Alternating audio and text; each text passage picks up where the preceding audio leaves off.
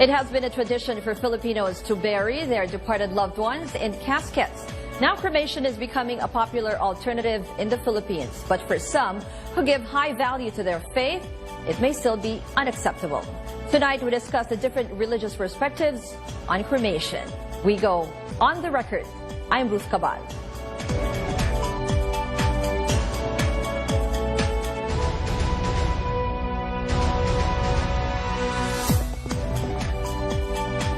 Our guests for this episode, Father Aris Sison, Parish Priest of St. John Paul II Parish, Rashid Marneld Indasan, Imam, and joining us later on the phone, Leo Nitor, Customer Care Director and Certified Crematory Operator from Arlington Memorial Chapels and Crematory, and from Singapore, Becca Kiambao. Her family had their father cremated while her mother was buried the traditional way. Thank you for joining us, and good evening, gentlemen.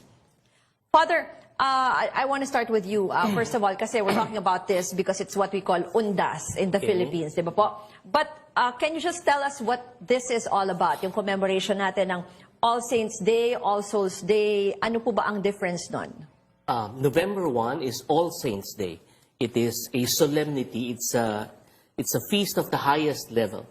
It's one day in which we remember all the saints, di ba? Different saints, they have their own patron, their feast days. But on November 1, we remember all of them, all saints. November 2 is All Souls Day. It's the day when we remember our dearly departed loved ones. It's the start of a month-long prayer for the dead. But we go to the cemeteries on November 1, ano po, Father? Actually, I went this morning. I went to my grandparents' grave in Loyola this morning. It's not the specific day anymore. Parang it's this season. So, siguro because of many factors, many people also go on vacation during these days. Traffic. So people go around these days to remember their loved ones who have gone ahead of them. So hindi na nagmamatter kung anong araw. Oo. I want to ask si Imam Rashid, do you have this similar day when you particularly honor the dead po sa Islam? Alhamdulillah Rabbil Alamin, all praises and thanks are due to Allah, the Lord of all creatures. Well, we do have the same tradition to commemorate our dead. Only wala lang kami specific day. So we are encouraged as a Muslim to visit also the grave to ma-reflect yung the life after this, the life hereafter, after this. Kasi we do believe na this is just a temporary life. Ang talagang the hereafter is our real home. So wala po talagang particular day within the year, so they can visit, but you encourage to visit anytime, ano po? Opo. Okay, so let's go to yung mismong topic natin on cremation. Kasi we of course have the traditional burial rites for Catholics, di ba? Nililibing natin sila, yung traditional na wake dun sa mga caskets or sa mga coffins. But cremation is becoming popular na po, or has become popular. How is the Catholic Church viewing cremation?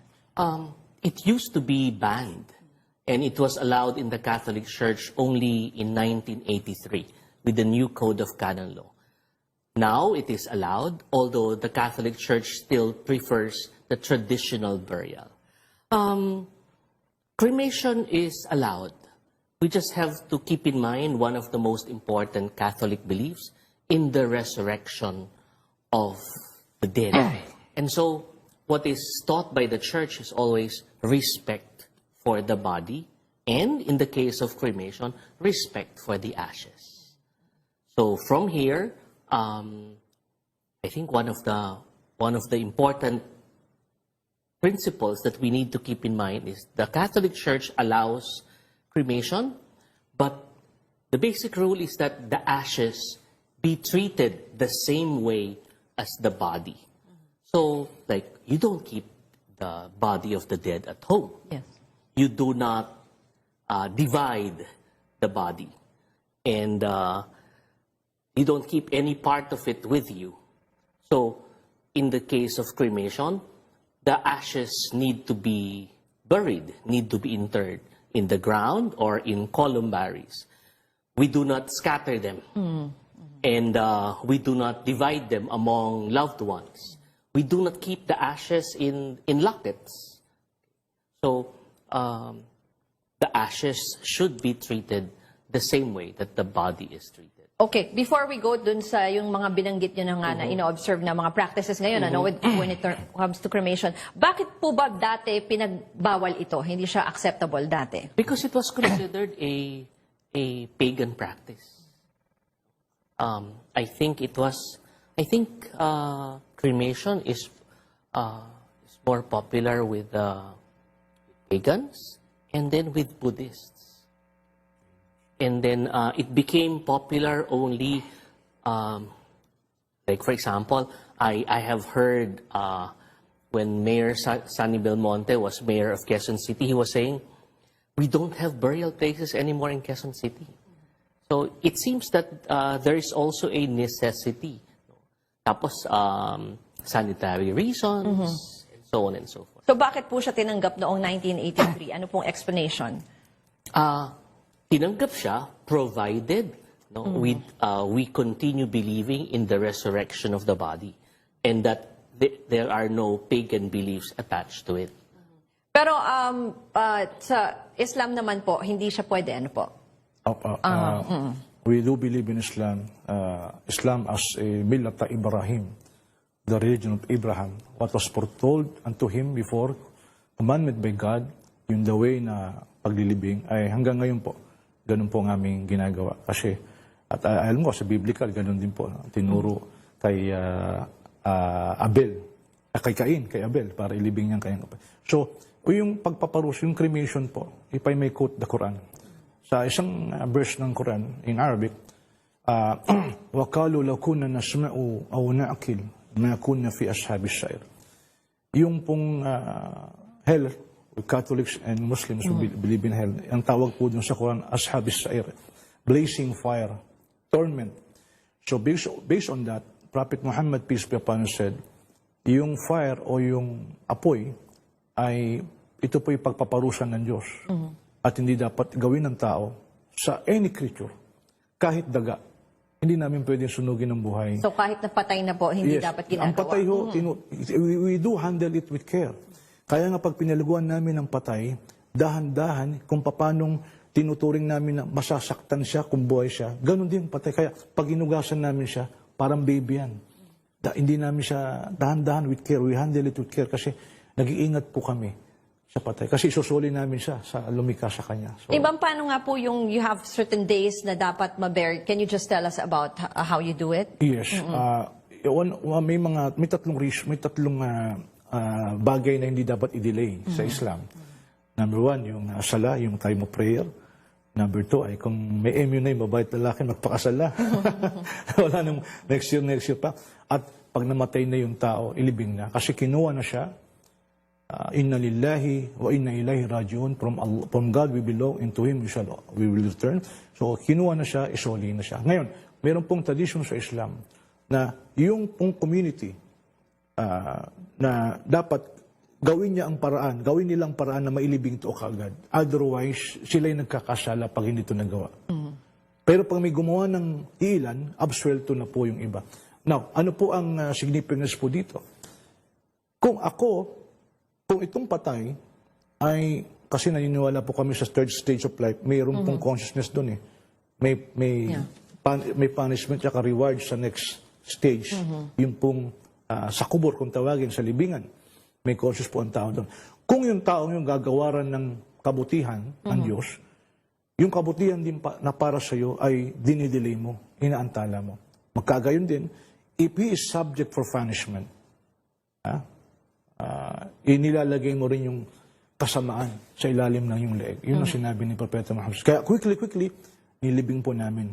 At we do believe na i-reward po yung mga nag-aasikaso sa mayit o sa patay. Sumama, naglibing, naghugas, naglibing. Kasi ang na-observe ko, di ba, even during coverages, Imam, yung pag may, kunyari, in disasters or maybe even in crimes, talagang pinipilit po pag Muslim po, talagang pinipilit na makuha po agad, ano po? Yan po. Naging conscious na rin po ang ating community at nagpapasalamat po kami na isa rin po na concern namin ay hindi huwag makuha ng punerarya. wala nga alisin sa katawan niya. No? So, yun po ang isa sa mga... Even for crimes? Ganun po kasi di ba minsan for crimes kailangan yung... Depende po yan. No? So, karapatan po ng pamilya kung papayagan ho nila. So, kasi batas din ho natin kasi yan eh. Okay. So, may mga pangyayari pong ganyan. Pero as much as possible, huwag siyang maimbang. Ayaw ito respect. Ako mismo nakakita po ng isang babaeng inimbalsa mo. Oo. Pati ho yung kapitbahay namin, dismaya kung paano. Kasi lalo na babae, kung paano yung babae hindi dapat nakita ng sino-sino man nung buhay pa siya. Kahit patay na siya. Ako, hindi ko dapat nakita yung kasalanan niya. Okay. Okay. Imam, we'll continue our discussion after a quick break. Pag-usapan natin yung traditional way of burial and then versus cremation when we return. This is On the Record on CNN Philippines.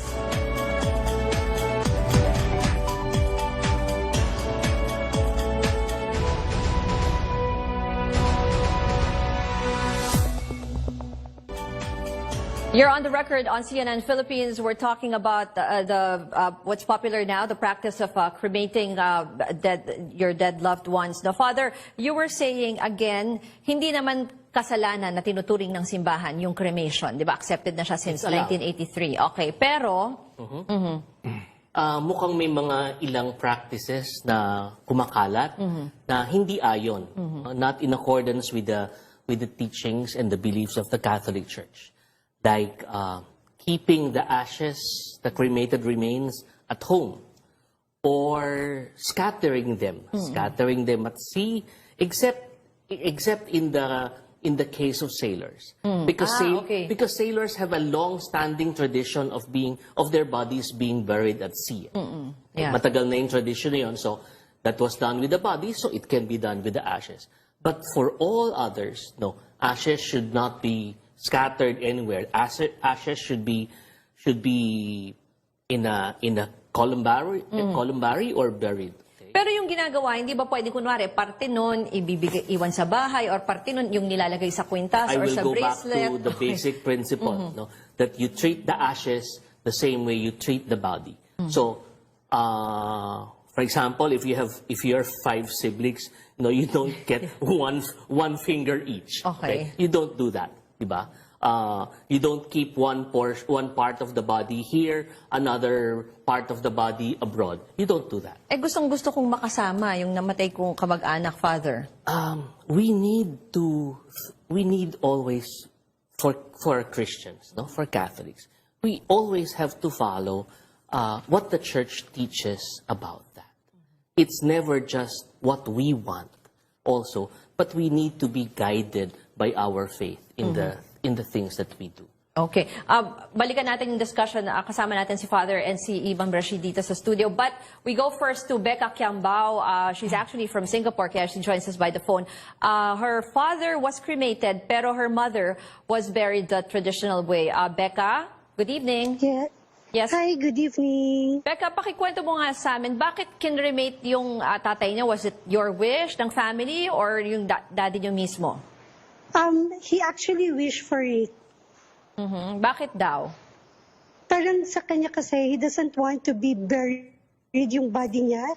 He doesn't want, the thinking of being buried, he doesn't want it. So, he actually requested for his body to be cremated. Kayo sa family nyo, sinunod nyo lang because of his personal wishes, walang consideration dahil mas mura, mas mabilis yung proseso, walang ganon?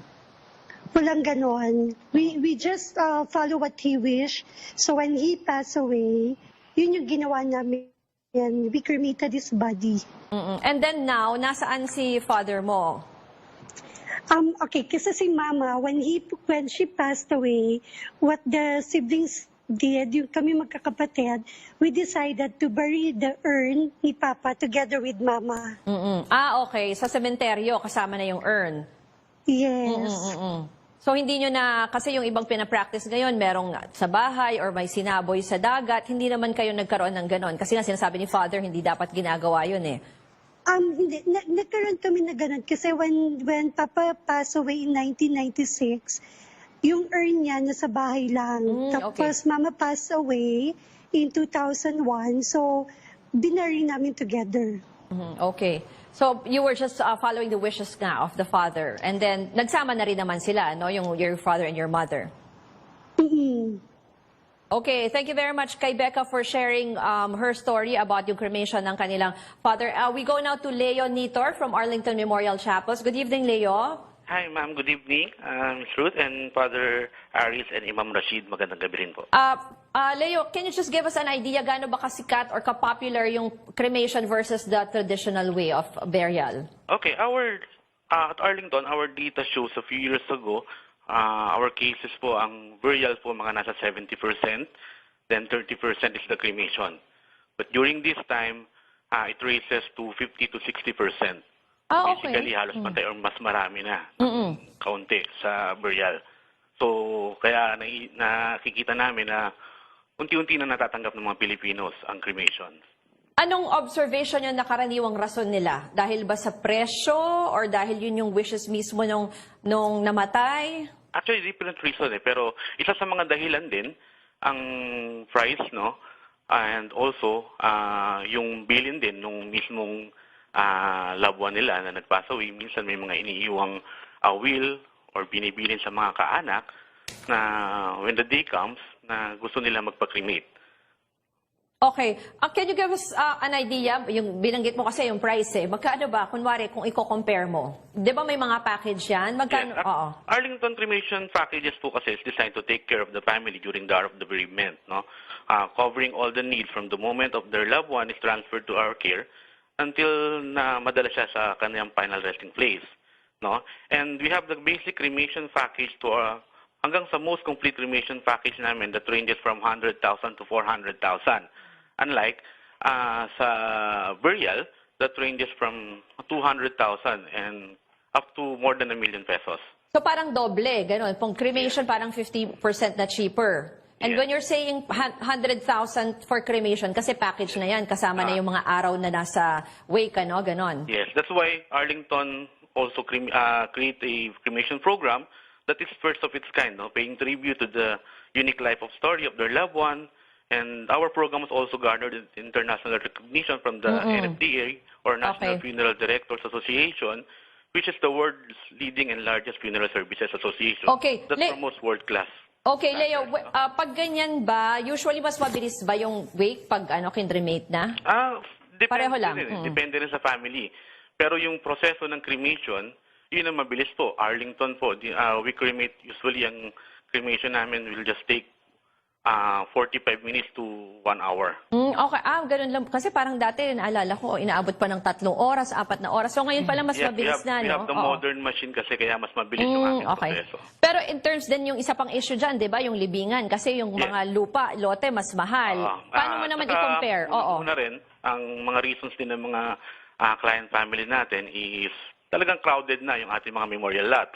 And also, if you buy memorial lot, it will cost you mga 300 to more than 500,000. Unlike kung ito ay columbary or mga urn bowl sa simbahan, no, it will cost you around mga 100,000 lang more or less. Okay. So even yung pagdating dyan, mas mura, no? So, but kayo, when people ask you, what do you usually recommend? It's still choice pa rin ng families? It's a choice pa rin ng family yan So kaya meron kami memorialization, so inaalam talaga namin yung kagustuhan ng pamilya and also yung kagustuhan ng namatay kung meron man o kung may mga bilin sa family. So yun na yung isang mga kinukonsider namin doon. Meron ba kayong columbarium? So ibig sabihin pwede pa rin yan dalawin kapag ganitong panahon ng undas. Kasi yung mga pamilya pag sa sementeryo, nagpipiknik pa, ganyan. Pero sa inyo? Again, may mga columbaries na dito, mama, no? And also, yung mga churches din, may mga columbary din sila kung saan pwede rin maglagay ng mga urns doon. Marami rin po mga simbahan na meron na nun. Okay. Maraming salamat kay Leo for sharing with us yung comparison natin sa traditional versus cremation. We'll talk more about that after a quick break. This is On the Record on CNN Philippines.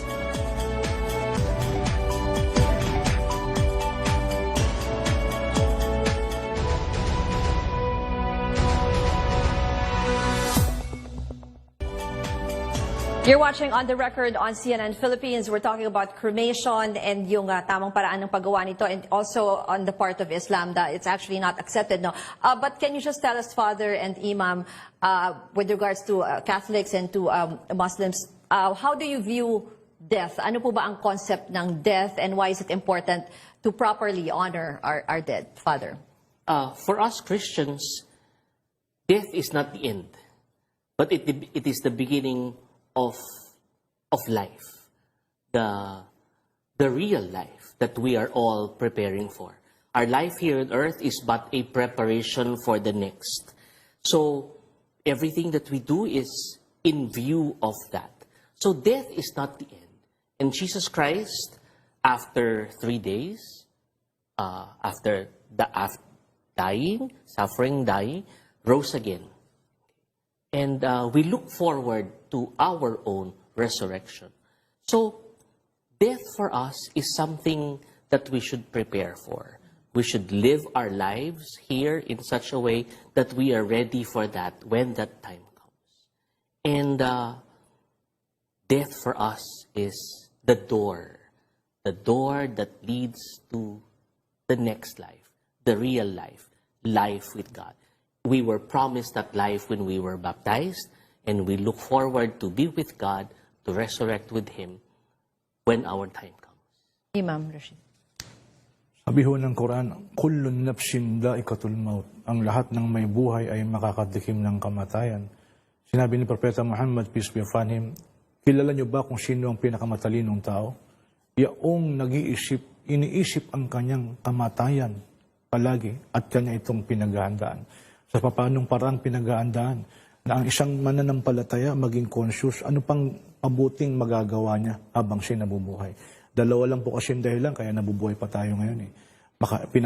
Lord, thank you. Pinapahintulutan mo pa kami makagawa ng mga mabubuting bagay sa ikalulugod mo. Higit sa lahat, makahingi pa ng kapatawaran sa mga kasalanan ng ating nagagawa. So, pagandaan ng kamatayan. So, itong realidad, darul akhirah, meron tayong tahanan sa kabila. Yun ang hinahangad ng isang mananampalataya. Those who believe in God, ito po ang mahalaga. Balikan ko lang si Father Aris because this is a Christian observance po itong All Saints Day and All Souls Day. No? Yung paalala na lang dun sa mga ibang parang nagpa-party pa kapag last bilin na lang, yung Father. Pagdalaw natin sa mga patay is para sa akin, is a sacred duty. And it is a spiritual experience. Hindi siya social, no? Kanina, I was so edified. Yung mga nakita ko, maaga ako nagpunta sa Loyola kanina. They were praying so devoutly. And yun ang paalala ko, yun ang pinakamahalaga for everybody, that we pray for the dead. Okay, thank you very much to our guests tonight. That's On the Record. Thank you for watching. I'm Ruth Cabal.